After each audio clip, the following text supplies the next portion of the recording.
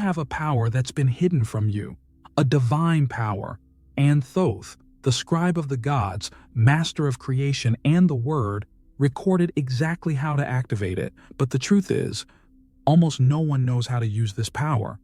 Maybe you felt it, like your life's been stuck, as if something's about to change, but you don't know what it is yet. And what if I told you that something is inside you, just waiting to be remembered? The ancient Egyptians called this divine wisdom, a vibrational knowledge passed down by Thoth, capable of manifesting entire realities using only consciousness and written word. But here's the catch. This wisdom doesn't show up for the distracted. It only finds those who are ready to awaken. If this video found you, it's because something in you has already started remembering. And what you're about to discover here might completely change the way you speak, write, and live. Because you're not here by accident. You were called. And now, Thoth is going to show you how to use the sacred word to manifest what your soul longs for the most. Stick with me till the end, because this is the only way. And it begins now.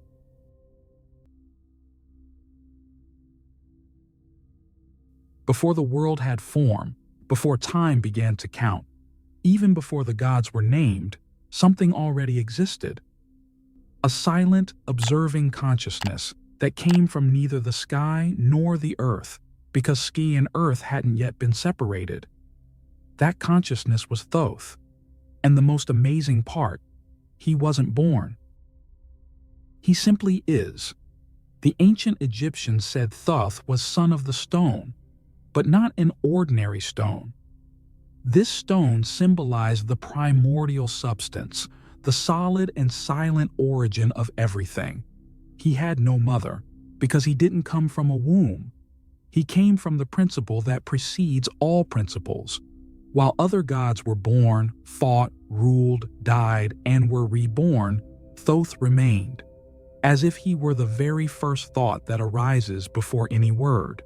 In the oldest traditions, Thoth was identified as the tongue of the creator god, meaning he was what turned thought into word and word into reality. When Atum wished to create the universe, it was through Thoth's tongue that this desire took shape. And that changes everything. Because Thoth isn't just a mythological figure. He represents something much deeper, the intelligence that recognizes itself, the universal mind observing itself, the first act of pure consciousness. He doesn't appear as an explosive force or divine thunder. He shows up as knowledge that existed before any explanation. Thoth is the one who sees the invisible, the one who understands before asking, who records before anything even happens. He is the living record of what's beyond time. While you measure your life in minutes and years, Thoth watches the movement of eternity. And maybe that explains why he was never popular like the other gods. Because Thoth doesn't promise miracles, doesn't make deals, doesn't demand offerings. He simply reveals. And what he reveals isn't always easy to accept, because he shows the truth that comes before language. A truth that doesn't fit into our modern labels. He is the silent intelligence behind the cosmos, and at the same time, the consciousness that can be accessed within you. Egyptian tradition said the heart thought and the tongue spoke. But it was Thoth who connected these two. He linked feeling to expression. He was the bridge between the invisible and the manifest.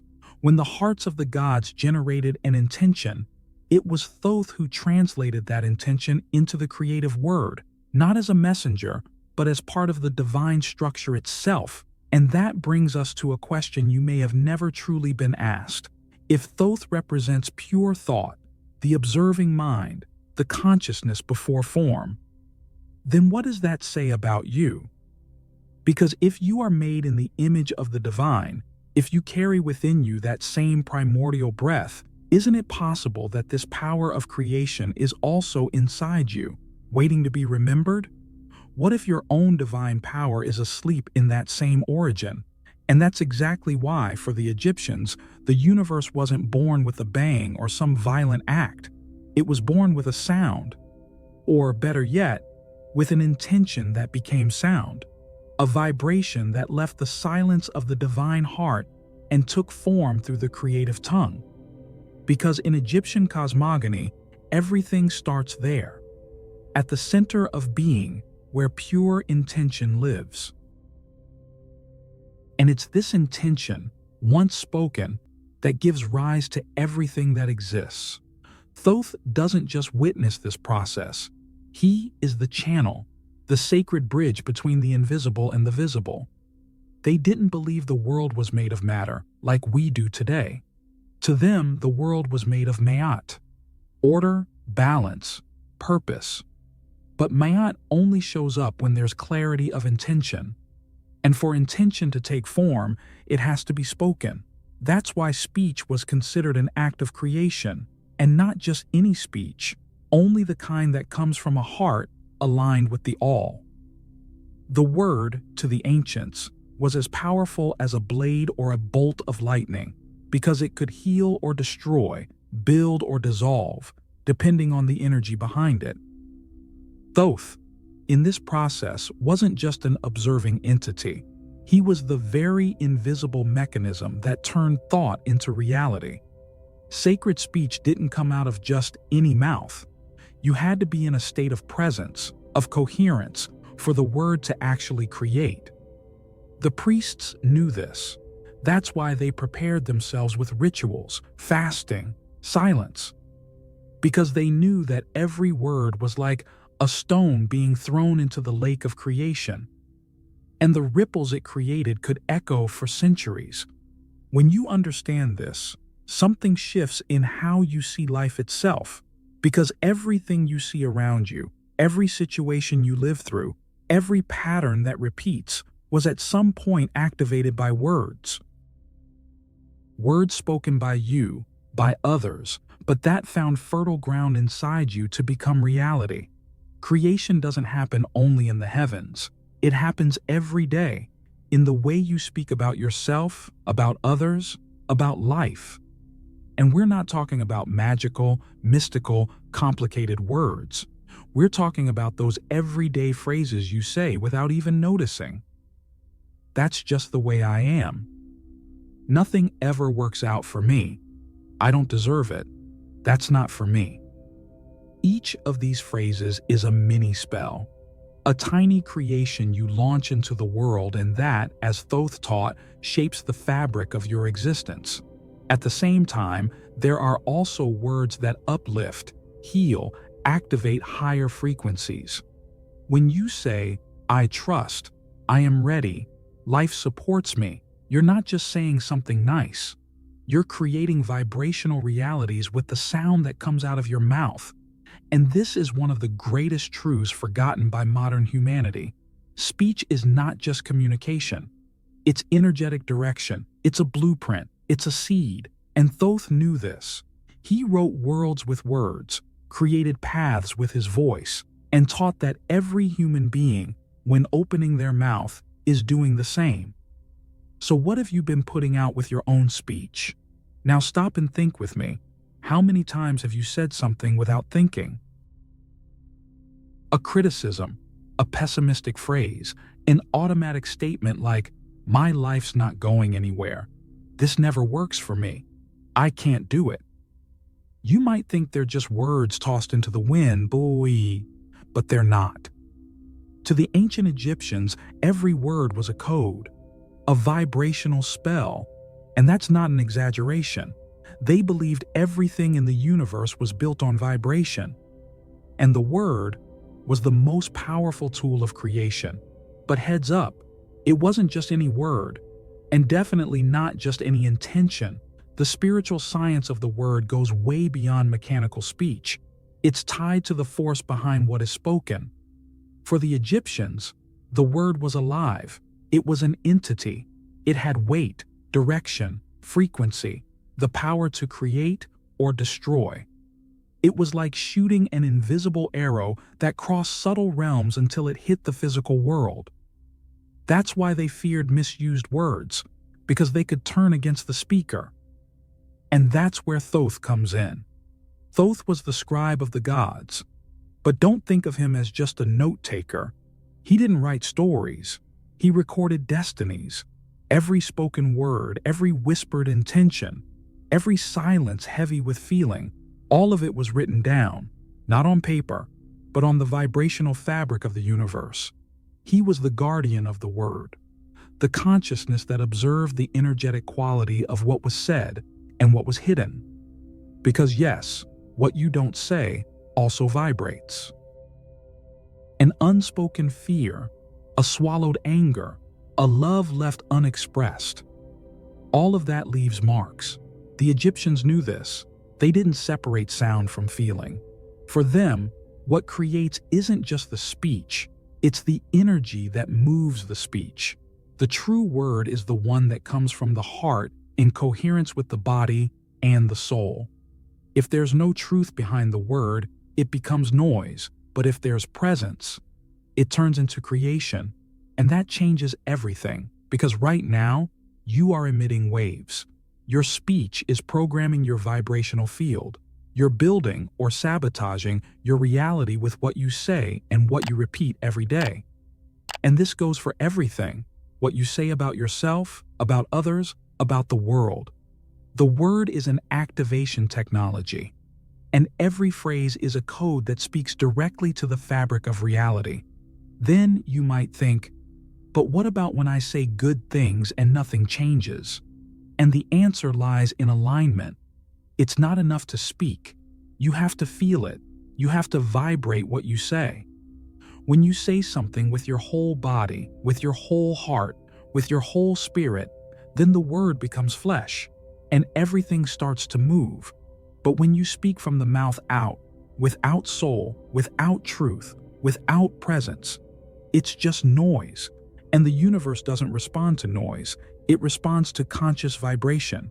The Egyptians had this awareness ingrained in their culture. They didn't say the names of the gods lightly. They didn't speak sacred formulas without preparation, because they knew they were dealing with real forces. The word was ritual. It was seed. It was a bridge between worlds, and Thoth was the mediator of this process. He didn't judge with morality. He simply revealed what the real frequency was of what had been said, what hidden fate the speech was creating. And that brings us to an uncomfortable but necessary truth. You're living right now the effect of many words you've already spoken in the past, maybe without knowing, maybe without awareness, but they're there, shaping relationships, patterns, repetitions. And the good news is that this can be undone too, because the word that creates can also recreate. But for that, you have to stop, observe, and start using this power with respect. But there's one word that survived the millennia, and few know what it really means. A sound that seems to have been left on purpose in the middle of the mess, like a clue, a hidden reminder inside popular culture itself. A word everyone has heard, but almost no one really knows the meaning of. Abracadabra. It might sound ridiculous, I know. How could a word used by birthday party magicians carry one of the deepest truths of spiritual creation? But that's exactly what they did with the great secrets. They made them into jokes, turned them into punchlines. Because when you laugh at something, you stop taking it seriously. And when you stop taking it seriously, you'll never try to access it. But the origin of this word is no joke. It comes from ancient Aramaic, the language of many sacred texts that came before Hebrew. And when translated correctly, it says something so direct it's almost unsettling. I create as I speak. Not I wish, not I ask, but I create. And create with what? With what I say, with what comes out of my mouth, with the sound I carry in my chest. The ancients knew that sound is vibration, and vibration is frequency, and frequency is what shapes reality. Abracadabra wasn't some theatrical gimmick.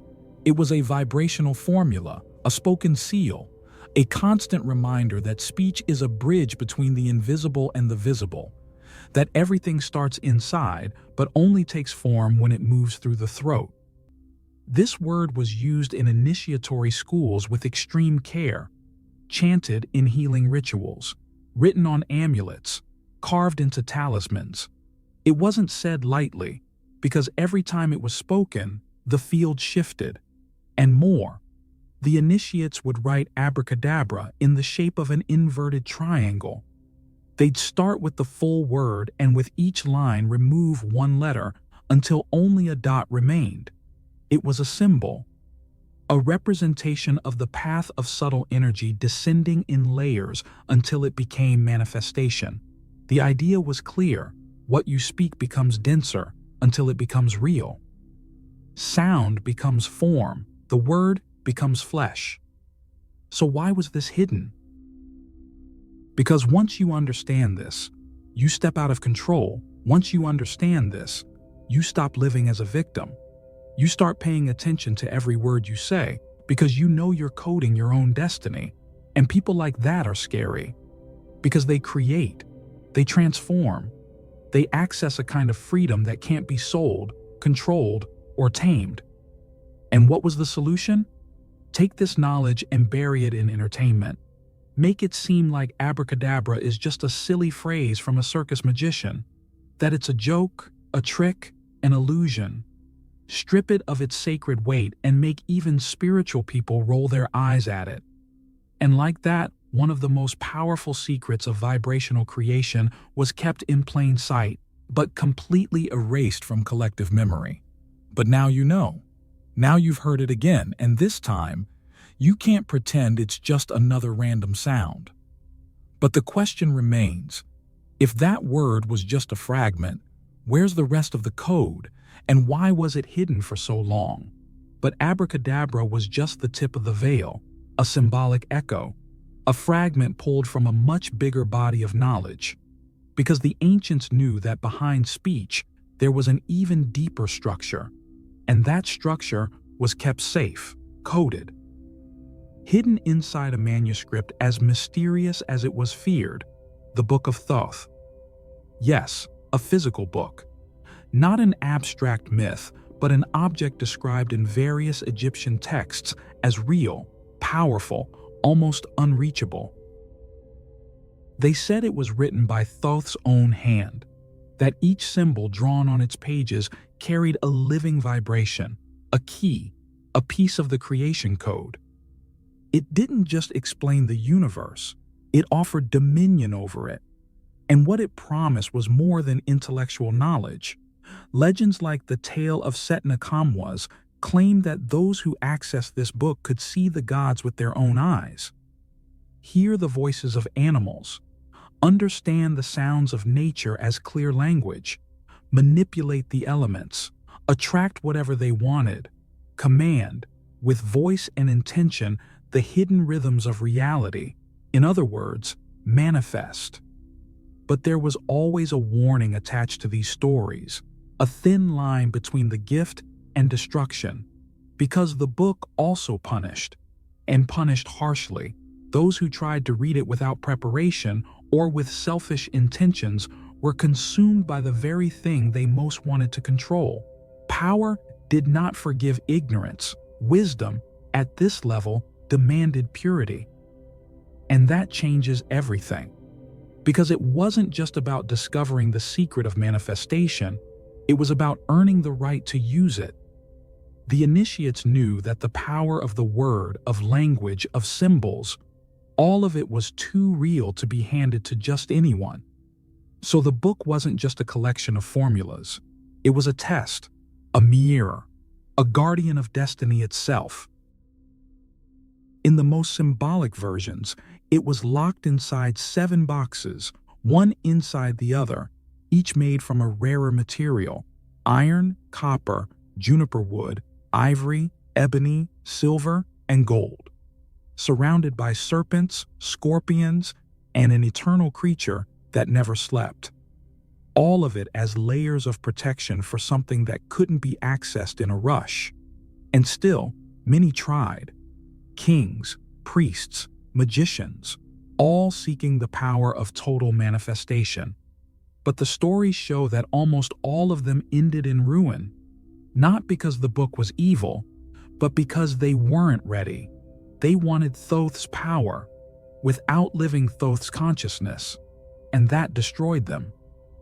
And here's the most unsettling part. The effects of this book weren't limited to the person who touched it.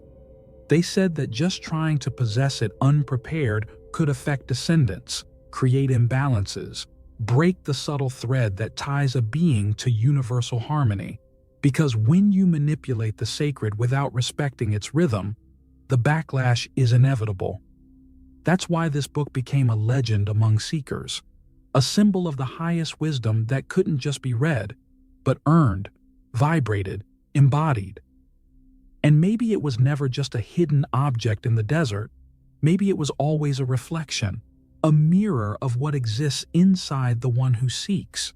But then, why would such elevated knowledge both bless and curse?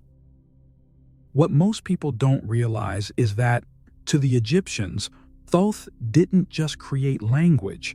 He created writing as a way to condense divine power into matter. And that changes everything. Because if speech was already a bridge between the invisible and the visible, writing was the anchor, a vibrational seal that locked the energy of words into time and space. Hieroglyphs were more than a way to record events. They were living forces. Each symbol was considered a direct emanation of cosmic powers. When a priest wrote a name or a prayer, he wasn't just expressing an idea, he was literally invoking that energy, calling that force to manifest. It was pure magic, but with mathematical precision, a blend of art, science, and spirituality that only the initiated fully understood. The actual Egyptian term used for writing, medunetcher, doesn't mean writing in the modern sense. It means the words of the god, or divine speech. Hieroglyphs weren't considered a human invention, but a direct transmission from the spiritual world. Every stroke, every curve, every graphic element carried a specific frequency. It was a multidimensional language. A symbol was a sound, an image, a concept, an action. To become a scribe, the initiate had to go through years of rigorous preparation. He had to master not just the over 800 symbols of sacred writing, but also the spiritual weight of each one. He needed to understand which symbols could be used together, which activations might be dangerous, which words should be chanted and never simply drawn. The scribe was seen as a human channel of Thoth. His hand did the writing, but it was the god's consciousness guiding the motion. And it's no coincidence that sacred texts were always accompanied by rituals. Writing the name of a deity required purification. Drawing a spell required absolute silence. Even the tools, the papyrus, the ink, the reed, were consecrated before use. Because writing meant touching the invisible. And touching the invisible unprepared had consequences. Hieroglyphs with divine names were locked away in tombs, hidden in temple walls, carved into funerary stelae with protective formulas. Not just to remind the dead of who they were, but to keep them connected with the forces that rule the cosmic order. It was as if every word carved in stone was still vibrating there, repeating an intention, sustaining a spiritual field thousands of years later. And even today, after centuries have passed, that energy still pulses. How many times have you looked at an Egyptian symbol and felt something you couldn't explain, like it spoke without sound, like it activated an ancient memory buried somewhere in your soul? Because sacred symbols don't communicate with the intellect, they speak directly to the spirit. They open portals inside whoever looks at them. Sacred writing was, for the Egyptians, the universe's own soul expressing itself through form, and Thoth was the only one capable of translating that soul. He was the one who gave humans the ability to record time, laws, dreams, and the judgments of the soul. He was the one who gave humanity the gift of writing with intention. And that intention is what transforms writing into manifestation. So if every symbol was an entity, if every word was a vibration, and if every line drawn could invoke divine forces, then the question echoing now is, could the gift of writing be the true divine power you already possess? And that's exactly why, among all Egyptian gods, Thoth was also the supreme scribe of destiny, not just because he wrote to record what was, but because he wrote what was yet to come. And at this point, myth touches reality with an almost eerie precision, because in the Book of the Dead, Thoth isn't just the god of wisdom, he is the judge, the one who records every word of the soul, the one who weighs not just actions, but the intentions behind the words. And more than that, the one who inscribes who you are into the vibrational fabric of existence. But here's the detail that most people miss. That judgment doesn't start after death. It's happening right now, every moment. With every poorly digested thought, every repressed emotion, every sentence spoken without awareness. You're writing something. You're shaping an invisible narrative that will later be read, not by gods with animal heads, but by the reality around you. Because everything you say vibrates. It vibrates inside and out. It vibrates in your body, in the field around you, in the silence between things. Every complaint feeds a cycle. Every phrase of gratitude opens a frequency. Every time you say, "I can't," the universe records it as a command. Every time you say, "This isn't for me," the path closes just a little more.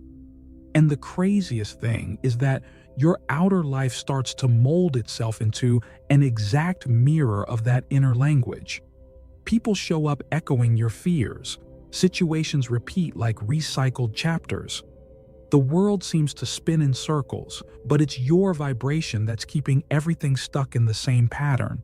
Because in Thoth's hidden courtroom, your speech is the main evidence. It exposes your beliefs.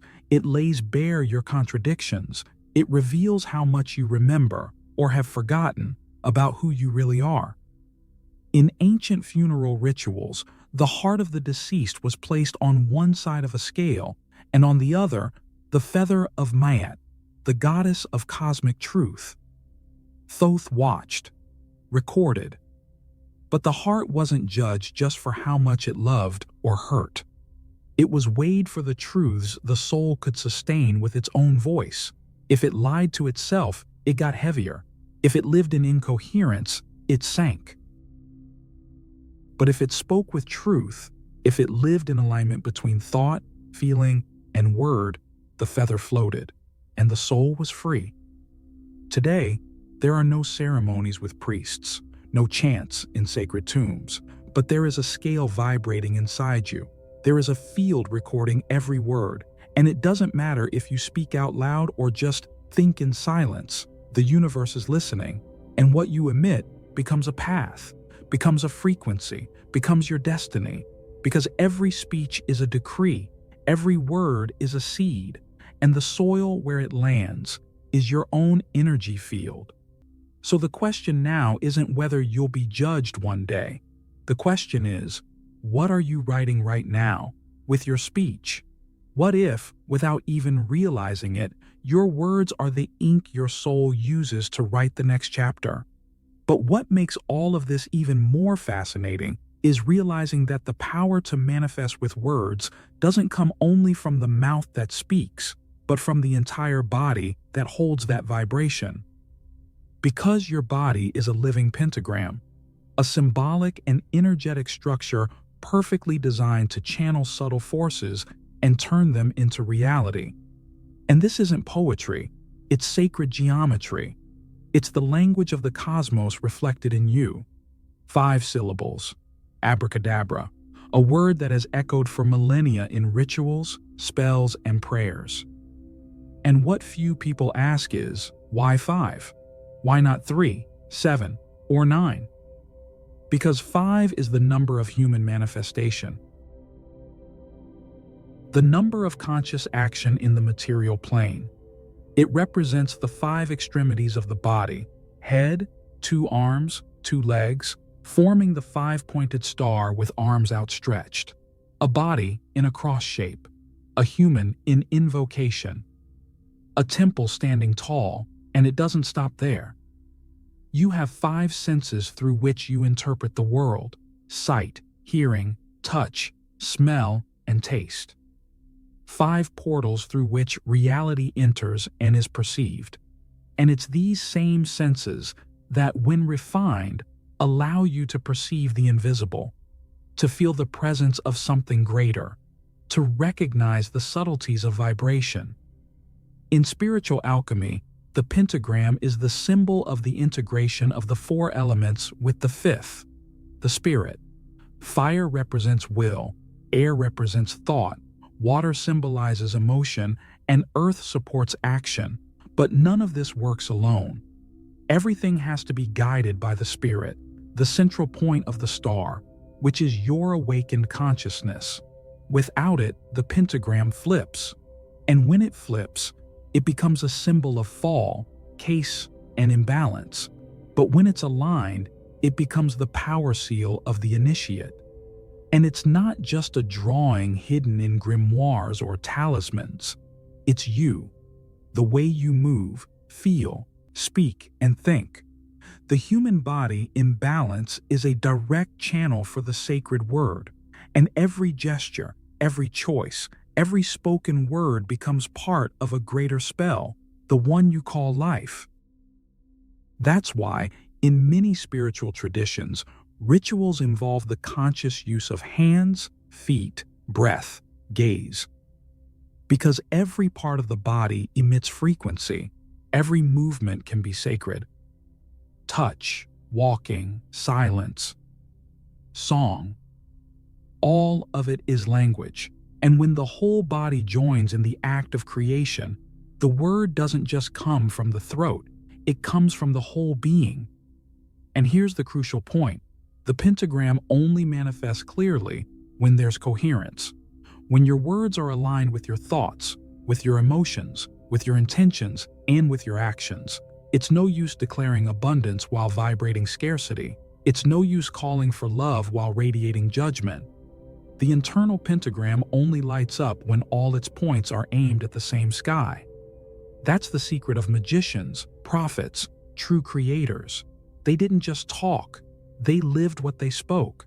They became the word itself. They were the word made flesh, as the Christian tradition says. And so are you.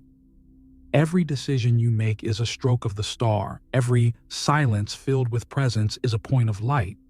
Every word spoken in truth is a ray that shoots from the center and touches the whole. And the more awareness you put into this, the stronger this structure becomes. The more light it emits, the clearer reality becomes around you. Because now it's no longer the world that defines how you feel. It's you who defines what the world will reflect. But like every star, the pentagram needs a spark to ignite. An inner force that awakens this awareness, that aligns the elements and lights the path. And that brings us to the essential question: what activates this inner star? And how do you direct that power? What if this power to manifest, which you carry in your body and your words, could only be activated when it comes from the most forgotten place in the modern world? Silence? Thoth knew this. That's why he taught that the word, no matter how powerful, becomes empty if it doesn't rise from a purified space. It wasn't enough to speak. One had to be silent before speaking. One had to cleanse the field, calm the inner noise, silence the ego, because only when the body is aligned and the heart is clean does the word become creative. In the initiatory schools of ancient Egypt, before any disciple could pronounce the sacred formulas, they had to go through silence rituals. And it wasn't forced silence, it was living silence. A silence that taught, that dissolved internal chaos. For days, sometimes weeks, the initiates would retreat, not just from speaking, but from the world. They avoided direct eye contact, limited gestures, stopped all mechanical speech, because they knew that automatic speech is the speech of the conditioned mind, and where there is conditioning, there is no creation, only repetition. That silence wasn't empty. It was full of listening, listening to one's own thoughts, to the most subtle emotions, to the breath, listening to the voice that speaks from within. The one that only shows up when all the others go quiet. Thoth's priest knew that to speak like the gods, you first had to listen like the wise, and not listen with your ear, but with your heart. That pause was sacred. It cleared the mind, restored coherence between feeling and speaking, and more than that, it revealed what needed to be said and what needed to be left unsaid. Because not every word should be spoken, and not every truth needs to be thrown to the wind. There is a wisdom that only blooms in the unspoken, in the space between one sound and another, in the gap between one thought and the next. That's where the word prepares itself. Thoth was called the master of time, the lord of the exact word.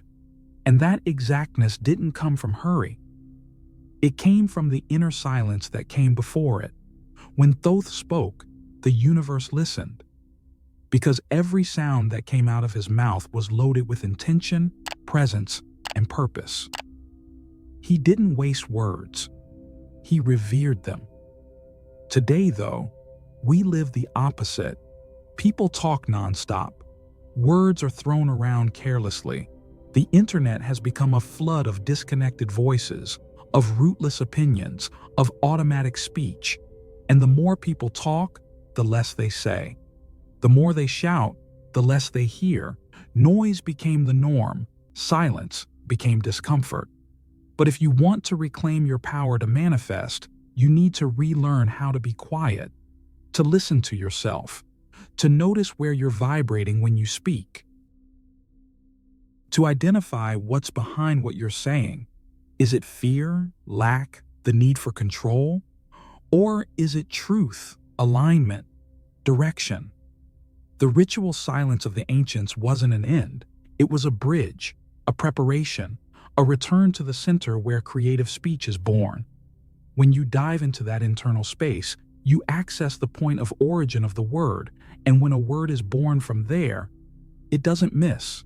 It shapes, it attracts, it transforms. But today, with notifications calling you every second, with your mind pulled in 1,000 directions, with the urgency to reply to everything instantly, has the modern world pulled you away from that inner center where the word is truth?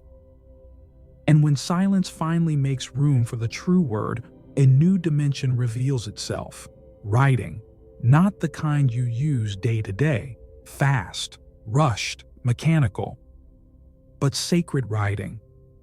The most powerful legacy Thoth left to humans, a divine gift hidden between the lines of time, the ability to materialize vibration through symbols. Written words aren't just records, they are living codes. And those who understand this begin to access the true power of creation. Thoth wasn't just the god of speech, he was the scribe of the universe, the one who engraved cosmic order, recorded destinies, gave form to the invisible. Writing was his tool of power. It was through it that he anchored spiritual laws into the material world. That's why, in ancient temples, writing wasn't a casual act. It was a ritual. Every letter had a frequency. Every stroke carried intention. Every symbol was a link between the visible world and the subtle plane. Today, much of that has been lost.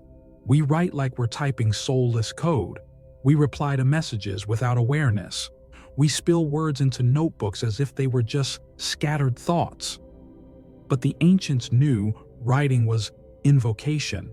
It was printing onto the physical plane what previously existed in a vibrational state.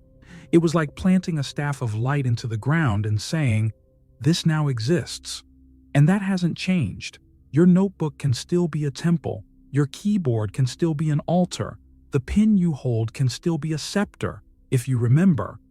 if you awaken. Because when you write with intention, you organize the subtle forces of your field. You emit frequency. You project images into the ether. You start shaping what will become real, and reality, as always, responds.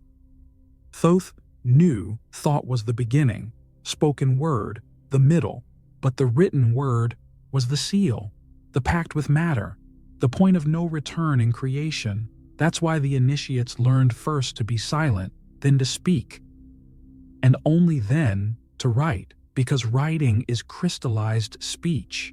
It stays, it vibrates, it echoes, it anchors. So stop and think. What have you been writing? Rush notes? Automatic texts?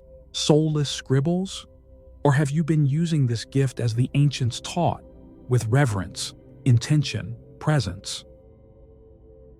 When was the last time you wrote something with your heart beating in sync with your hand? Something more than just a sentence. Something that was a calling, a declaration, an offering. You don't need to be a poet or a mystic or a scholar. You just need to remember that within you is a center that knows how to do this. And true sacred writing doesn't come from effort, but from tuning in. You sit down, breathe, align, and let something greater write through you. That's when Thoth's gift activates.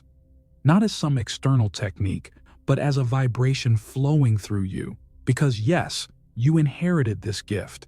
It's in your field, in your ancestral story. And it wasn't lost, it just fell asleep, waiting for you to pause, breathe, and write with soul. But how do you actually do that? How do you write in a sacred way, not just automatically? Maybe Thoth's greatest secret was never buried in a sarcophagus, nor hidden between the lines of some ancient papyrus, because the true book of Thoth is you. And as you write these words in your mind, as you absorb this knowledge with an awakened heart, you're taking part in one of the oldest mysteries of humanity, writing the invisible. A manuscript not stored in stone tombs, but in decisions, gestures, and vibrations emitted with intention. Every thought you hold with conviction, every word you speak with awareness, every sentence you write with soul is a line in this sacred book being written right now. There's no ink, but there is energy. There's no papyrus, but there is vibrational space. And in that space, everything you vibrate takes form. Everything you choose finds direction. Everything you feel becomes living writing. Egypt spoke of initiatory writing rituals.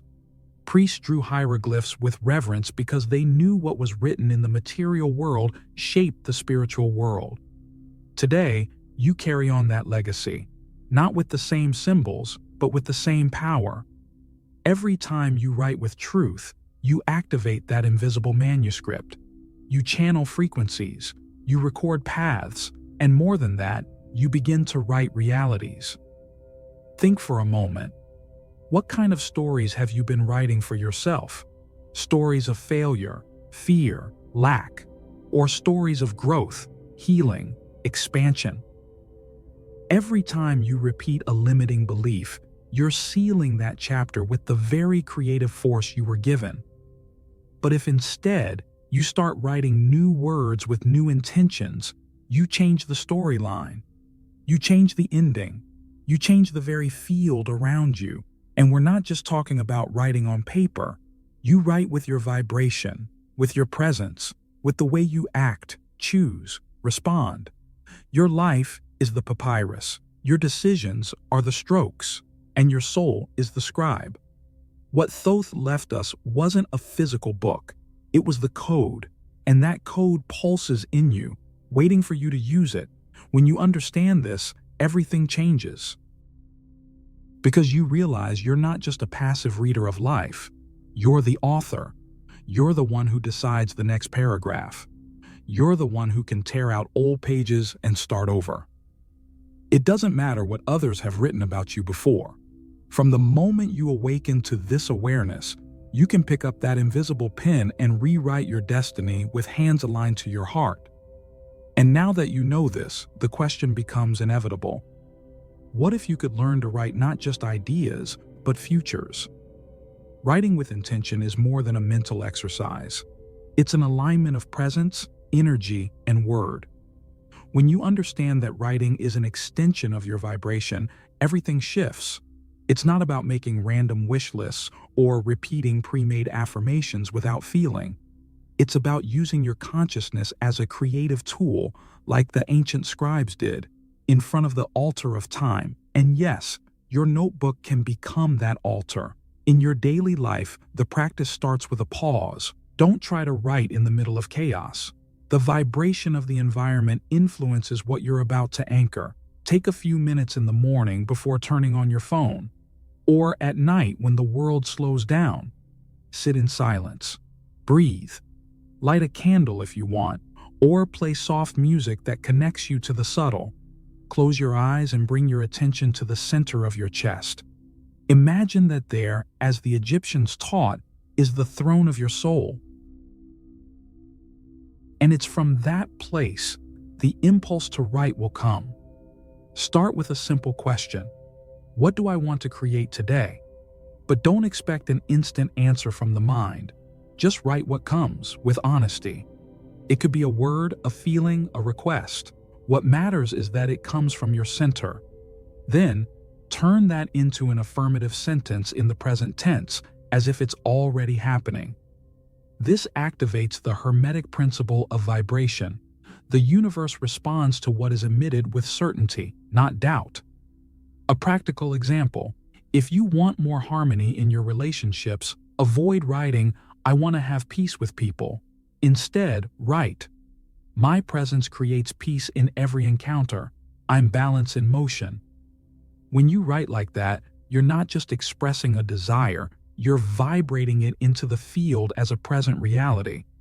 The written word becomes an energetic anchor, like the ancient hieroglyphs, which didn't describe the world, they created it.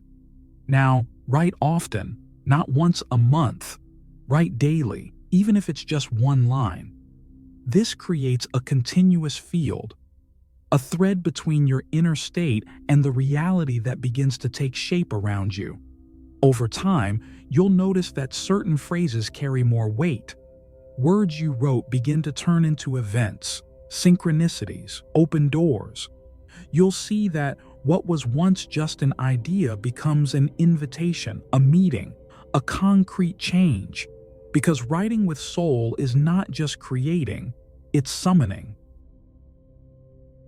Another powerful exercise is vibrational rewriting.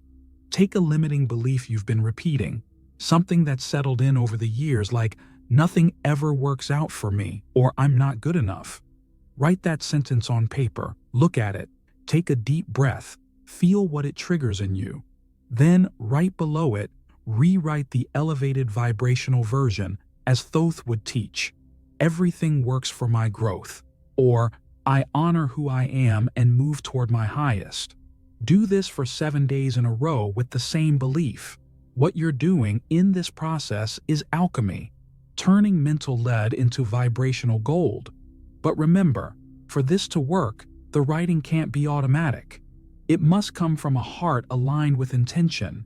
It's not about writing beautifully, it's about writing truthfully. Sometimes writing a single sentence with deep presence has more power than 5 disconnected pages.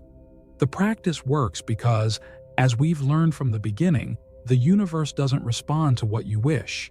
It responds to what you emit with coherence. Little by little, writing with intention begins to change everything: your decisions, your posture, your outlook on life. You stop being a prisoner of chance and become the architect of the path. Your days stop being automatic repeats and start to reflect the vibrational quality of your writing. The word becomes flesh, as the old text said, and the flesh starts to reflect the word you chose to anchor. This practice is also an antidote to modern mental noise. While the world gets distracted by 1,000 stimuli, you write and anchor creative silence. While most just react, you write and project. While everything seems out of control, you return to the page, and there you find your center again.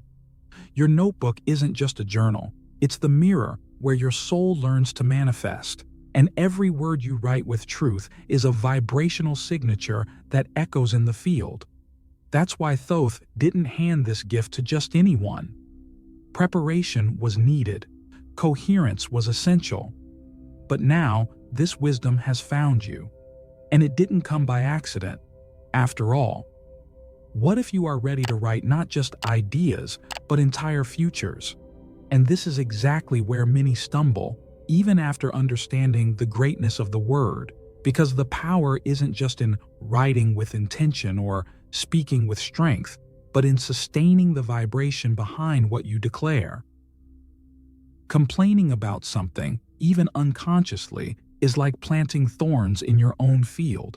Saying you want abundance but constantly muttering that everything is hard, nothing ever changes, the world is a mess, is like writing with one hand and erasing with your heart. The universe doesn't respond to loose words. It responds to the vibrational field you maintain. And that's why so many people say, "But I affirmed, I wrote, I wished with faith, and it didn't happen." The answer might lie in the hidden vibration between the lines. Because there's no point in saying "I deserve the best" if deep down you feel guilt, insecurity, or fear of being rejected. And that's more common than you think, because our speech is often disconnected from what we feel. And that's where the field gets conflicted. The energy gets stuck. Imagine that every word is like a command sent to the fabric of reality, but that command is only activated when it's in alignment with your heart. If you say one thing and feel another, the command gets canceled. It's like trying to turn on a light with broken wiring. No matter how much you try, nothing happens. And sometimes the opposite gets attracted, because the field understands that the dominant vibration is one of doubt, lack, or resistance. A simple example, you say, "I want peace," but you keep feeding internal fights, judgments, mental arguments that never stop. You write about peace, but you vibrate tension. What do you manifest? More situations that mirror that tension. Because yes, the word is magic, but only when it comes from an aligned state. Thoth taught this thousands of years ago. The word without coherence doesn't create, it confuses. It throws the field into disorder instead of organizing it. That's why you should start paying attention to your everyday vocabulary. What phrases do you repeat without even noticing? "I can't handle it. Things never change. I have bad luck. Nobody gets me. Nothing works out for me." These phrases, even if they seem harmless or even funny in casual conversation, are creating energetic bonds. And worse, reinforcing internal patterns that push you away from what you consciously want.